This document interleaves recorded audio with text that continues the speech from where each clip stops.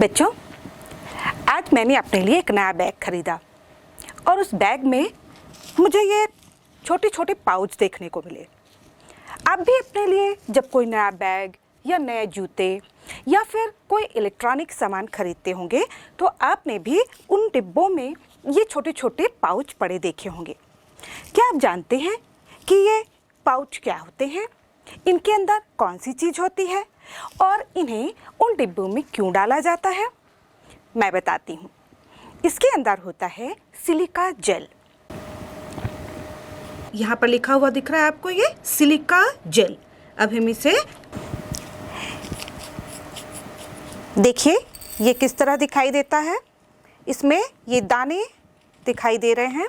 इसी तरह से जो बड़े इलेक्ट्रॉनिक सामान होते हैं उनमें बड़े पाउच होते हैं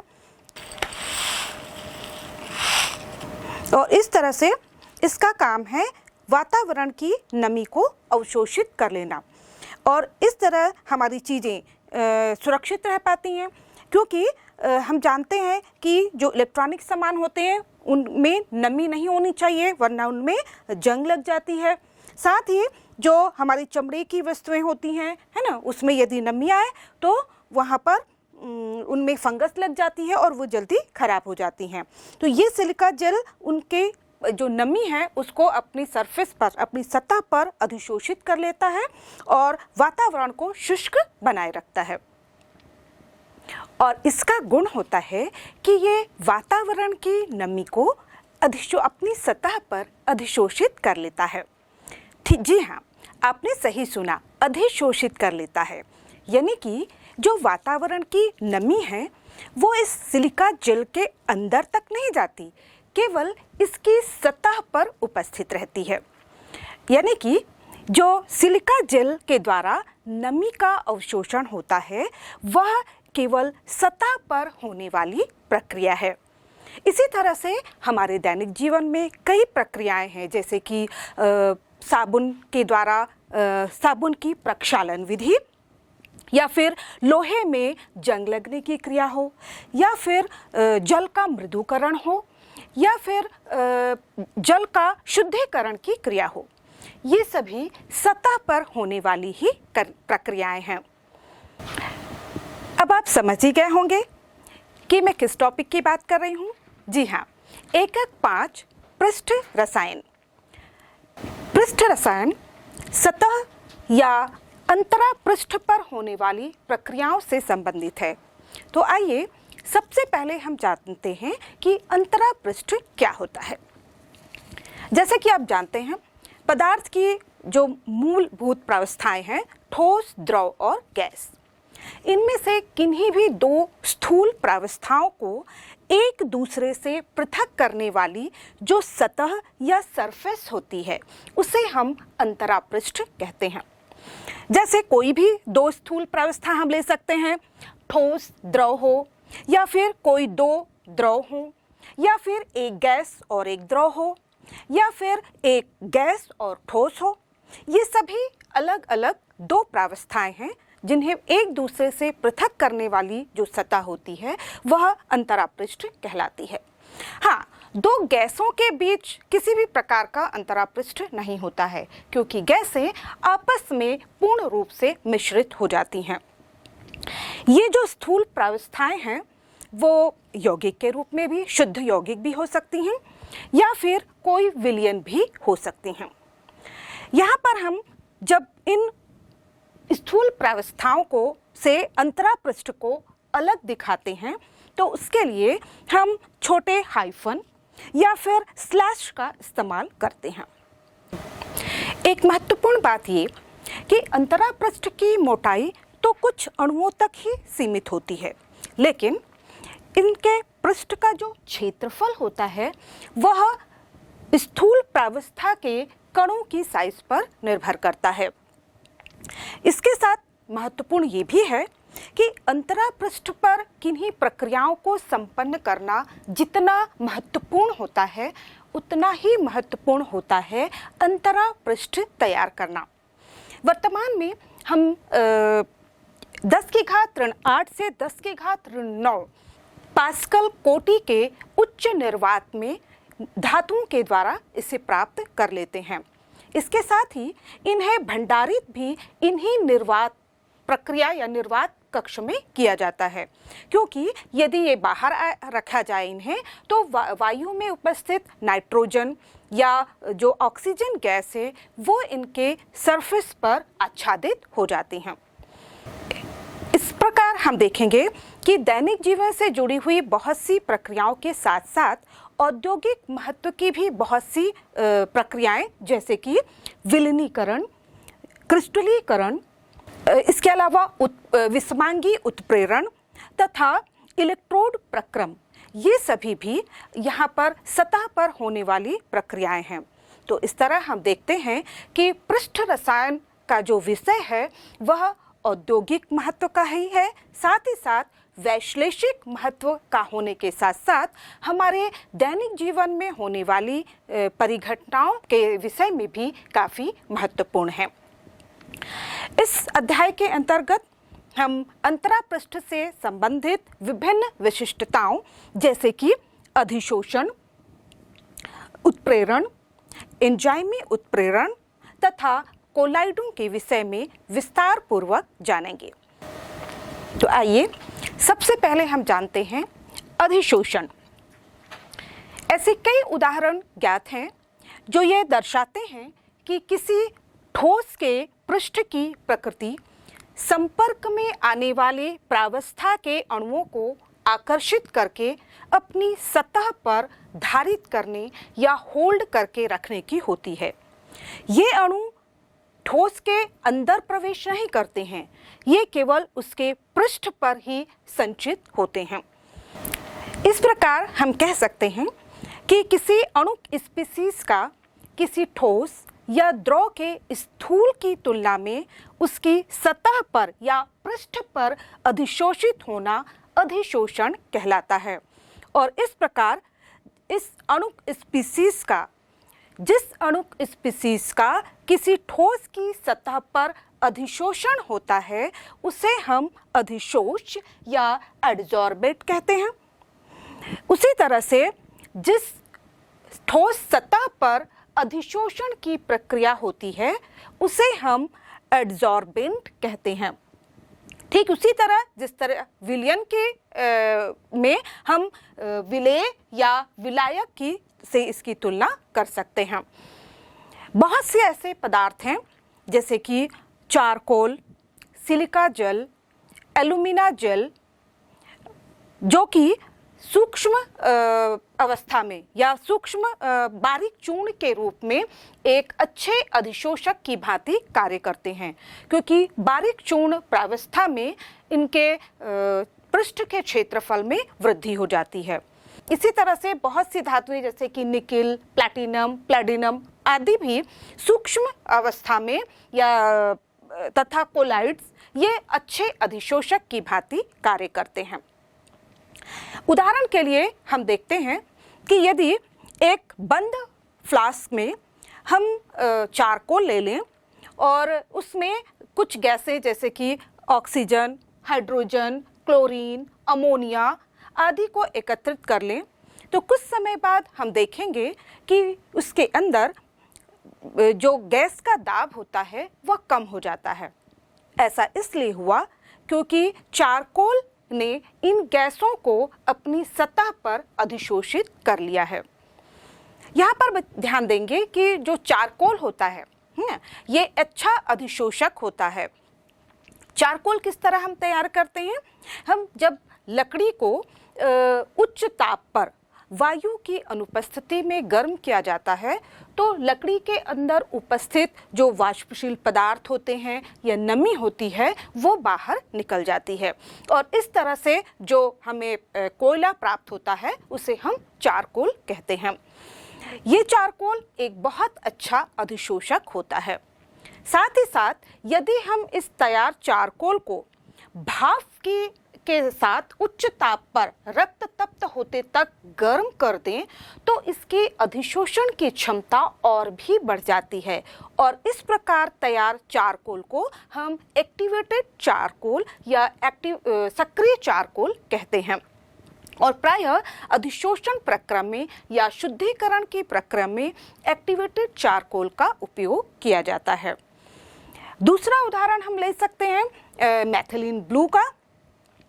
मेथिलीन ब्लू जो कि एक डाई होता है, जब हम इसका जलीय विलयन बना लेते हैं और इस पर एक्टिवेटेड चारकोल डालकर इसे अच्छी तरह से हिला लेते हैं और तो कुछ समय बाद हम देखते हैं कि जो चारकोल है पिगमेंट यानी कि वर्णक के अणुओं को अपनी सतह पर अधिशोषित कर लेता है और इस तरह से जब हम इसे फिल्टर करते हैं तो जो फिल्टरेट या जो छनित्र हमें प्राप्त होता है वो रंगहीन होता है, क्योंकि मेथिलीन ब्लू ये जो कि नीले रंग का विलयन बनाता है उसके जो कण हैं उनको चारकोल के द्वारा अधिशोषित कर लिया जाता है। इसी प्रकार से हमने जो सिलिका जल की बात की है ना, सिलिका जल भी वही काम करता है, ये वातावरण की नमी को अपनी सतह पर अधिशोषित कर लेता है। इसी तरह एक और उदाहरण हम शक्कर का ले सकते हैं। जब शक्कर तैयार होती है तो वो उतनी सफ़ेद नहीं दिखती जितने जैसे कि आप दुकान से उसे खरीद कर लाते हैं। जब शक्कर के विलयन को चारकोल की परतों पर गुजारा जाता है तो जो विलयन है वह रंगहीन हो जाता है, क्योंकि जो रंगीन पदार्थ हैं वो चारकोल की सतह पर अधिशोषित हो जाते हैं और इस तरह जो प्राप्त रंगहीन विलयन होता है उसका फिर से क्रिस्टलीकरण करके शुद्ध और सफ़ेद शक्कर प्राप्त कर ली जाती है। इसके अलावा सिलिका जल का उदाहरण तो मैंने आपको पहले ही बताया है कि सिलिका जल वातावरण की नमी को अपनी सतह पर अधिशोषित कर लेता है, जिसकी वजह से जो हमारी चीज़ें होती हैं जैसे कि चमड़े की वस्तुएं होती हैं या इलेक्ट्रॉनिक सामान होते हैं वो खराब होने से बच जाते हैं। इसी तरह से एक और प्रक्रिया है विशोषण, यानी कि अधिशोषण का उल्टा होता है विशोषण, यानी किसी अधिशोषक के सतह में से अधिशोषित पदार्थ को हटाना विशोषण कहलाता है। अधिशोषण को और अधिक अच्छी तरह से समझने के लिए आइए अब हम अवशोषण से इसकी तुलना कर लेते हैं। यदि हम अधिशोषण की बात करें तो अधिशोषण एक सतही प्रक्रिया है, यानी कि ये एक सरफेस फिनोमिना है, जबकि अवशोषण एक स्थूल प्रक्रिया है, यानी कि या हम कहें कि ये एक बल्क फिनोमिना है। यदि हम अधिशोषण को कहें तो अधिशोषण में जो अधिशोषित होने वाला पदार्थ है वह केवल उसकी सतह पर संचित होता है, उसके बल्क के अंदर नहीं जाता है, जबकि अवशोषण में जो एब्जॉर्प्शन की क्रिया होती है, यानी कि जो अधिशोष्य पदार्थ होता है वह बल्क में समान रूप से वितरित हो जाता है। इसे एक चौक के उदाहरण के द्वारा समझ सकते हैं। यदि हम चौक को स्याही के अंदर डुबा दें तो कुछ समय के बाद जो रंगीन स्याही का रंग होता है वह चाक की परत के ऊपर जम जाता है, यानी कि चाक के ऊपर जो रंगीन पदार्थ हैं वो अधिशोषित हो जाते हैं, जिससे चाक रंगीन दिखाई देता है। लेकिन जब हम इसे तोड़कर अंदर की तरफ से देखते हैं तो अंदर रंग दिखाई नहीं देता। ये दर्शाता है कि जो चाक के रंगीन पदार्थ है वह चाक के सतह पर केवल अधिशोषित हो रहा है। दूसरी ओर यदि हम उसके अंदर देखते हैं तो जो विलायक के कण हैं, यानी कि रंगीन पदार्थ जिसमें घुला हुआ है, वो विलायक के जो कण हैं वह चाक के अंदर तक पहुंच जाते हैं, यानी कि विलायक के कणों का चाक के अंदर अवशोषण होता है। इसी तरह का उदाहरण हम जलवाष्प का ले सकते हैं। हम जानते हैं कि जलवाष्प सिलिका जल के सतह पर अधिशोषित होती है, जबकि हम कैल्शियम क्लोराइड को लें तो यही जलवाष्प कैल्शियम क्लोराइड में अंदर तक यानी कि इसके स्थूल तक प्रवेश कर जाती है, यानी कि जो कैल्शियम क्लोराइड है वह जल को अंदर तक अवशोषित कर लेती है। इसी तरह से हम यदि अन्य अंतर देखें तो देखें कि अवशोषण की दर प्रक्रिया के शुरुआत से लेकर अंत तक समान होती है, लेकिन अधिशोषण में जो अधिशोषण की दर होती है वह शुरू में तो तीव्र गति से होती है, लेकिन जैसे जैसे सरफेस जो ठोस पदार्थ है, स्थूल है, उसकी सरफेस कवर होती जाती है, वैसे वैसे अधिशोषण की दर कम होती जाती है। इसी तरह से हम एक और उदाहरण ले सकते हैं। यदि जो अवशोषण की प्रक्रिया होती है वो ना तो एक्सोथर्मिक होती है ना ही एंडोथर्मिक होती है, लेकिन जो अधिशोषण है वह सदैव एक्सोथर्मिक यानी कि ऊष्माक्षेपी प्रकार का प्रक्रम होता है। इन सब के अलावा एक और प्रक्रिया या प्रक्रम उपयोग में लाया जाता है, वह होता है शोषण। वह परिघटना जिसमें कि अधिशोषण तथा अवशोषण दोनों साथ साथ होते हैं उसे हम शोषण या शोषण कहते हैं। यहाँ पर हम देखें कि जो कॉटन पदार्थ होते हैं जब उनकी डाई की जाती है, उनको अलग अलग रंगों में डाई करते हैं, तो जो डाई रंजक होता है कॉटन जो कपड़े होते हैं उन पर अंदर भी प्रवेश करता है और उनके सतह पर भी रुक जाता है। तो यहाँ पर जो प्रक्रिया हो रही है वह शोषण की प्रक्रिया होती है। अभी हमने अधिशोषण के बारे में बहुत सी बातें जानी। आइए अब जानते हैं कि आखिर ये अधिशोषण की प्रक्रिया होती क्यों है, इसके पीछे कारण क्या है, या हम कहें कि इसकी क्रियाविधि क्या होती है। तो अधिशोषण जो है वह मुख्य रूप से दो कारणों की वजह से होता है। पहला तो है असंतुलित आकर्षण बल और दूसरा कारण होता है अधिशोषण ऊष्मा। यदि हम किसी अधिशोषक पदार्थ के बल्क में उपस्थित कणों पर विचार करें तो आप पाएंगे कि जो बल्क में कण उपस्थित होते हैं वह अपने आसपास के कणों से समान रूप से आकर्षित होते हैं, यानी कि वे इनके द्वारा एक संतुलित बल का अनुभव ये करते हैं और इस वजह से वो स्थायी होते हैं।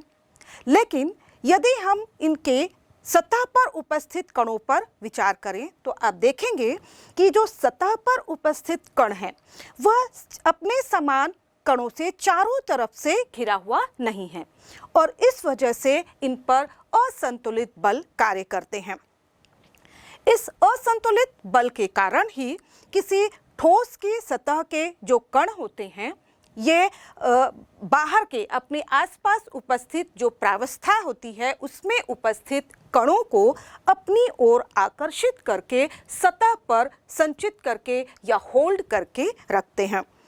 यहाँ पर हम देखें कि जो अधिशोषण की मात्रा होती है, जो अधिशोषित पदार्थ के प्रति ग्राम द्रव्यमान के क्षेत्रफल पर निर्भर करती है।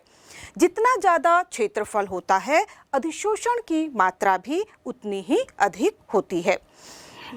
साथ ही दूसरा जो कारण है वह है अधिशोषण ऊष्मा।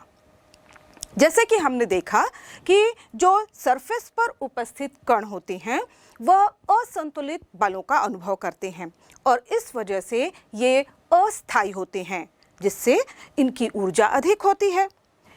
जैसे जैसे अधिशोषण की प्रक्रिया होती जाती है इनकी ऊर्जा में कमी आती जाती है और ऊर्जा में होने वाली यह कमी ऊष्मा के रूप में बाहर निकलती है, यानी कि अधिशोषण हमेशा ऊष्माक्षेपी प्रक्रम होता है। यानी कि दूसरे शब्दों में हम कहें कि अधिशोषण की एंथैल्पी ऋणात्मक होती है। इसके साथ आप ये भी देखेंगे कि जो ठोस की सतह के आसपास जो गैस के अणु होते हैं वो इधर उधर संचरित होते रहते हैं, इसलिए अव्यवस्था ज़्यादा होती है। लेकिन जैसे ही अधिशोषण होता है, यानी कि ये स्थूल की सतह पर आकर एकत्रित होते जाते हैं, इनकी ये व्यवस्थित होते जाते हैं, तो व्यवस्था में बढ़ोतरी आ जाती है, यानी कि एंट्रोपी में कमी आती है। यानी कि हम कह सकते हैं कि अधिशोषण में एंथैल्पी भी ऋणात्मक होती है और एंट्रोपी भी ऋणात्मक होती है।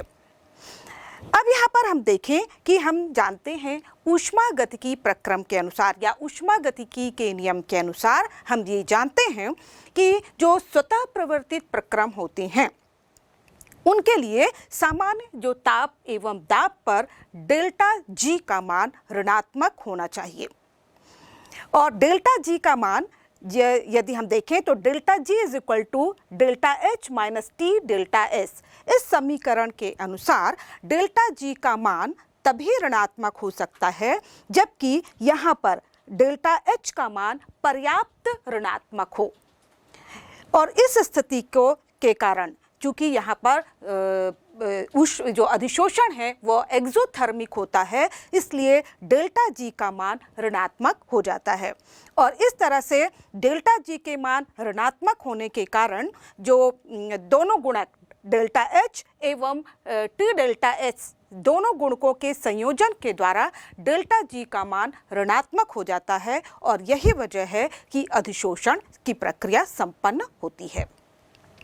यहाँ पर एक और महत्वपूर्ण बात यह है कि शुरू में जब अधिशोषण प्रक्रिया प्रारंभ होती है उस समय डेल्टा जी का मान अधिक ऋणात्मक होता है, लेकिन जैसे जैसे अधिशोषक की सतह पर अधिशोषण होता चला जाता है, यानी कि उसकी सरफेस अधिशोष्य पदार्थों के द्वारा कवर होती जाती है, वैसे वैसे अधिशोषण की प्रक्रिया धीमी होती जाती है और इसलिए उत्सर्जित होने वाली ऊर्जा भी कम हो जाती है, यानी कि जो डेल्टा एच का मान होता है वह कम ऋणात्मक होता जाता है। और एक समय ऐसा आता है जब डेल्टा एच का मान टी डेल्टा एस के मान के बराबर हो जाता है और इस स्थिति में डेल्टा जी का मान 0 हो जाता है और इस स्थिति को हम कहते हैं साम्यावस्था। यानी कि साम्यावस्था में जो एब्जॉर्प्शन की दर अधिशोषण की दर डिसॉर्प्शन यानी कि विशोषण की दर के बराबर हो जाती है। यहाँ पर हम देखें तो इस तरह से पूरी प्रक्रिया समझने के बाद हम क्या कह सकते हैं कि जो अधिशोषण प्रक्रिया है वह अधिशोषक पदार्थ के सतह ऊपर उपस्थित कणों के असंतुलित, अस्थायी तथा अधिक ऊर्जा वाली स्थिति से संतुलित, स्थायी तथा कम ऊर्जा वाली स्थिति पर परिवर्तित होने के कारण हो पाता है।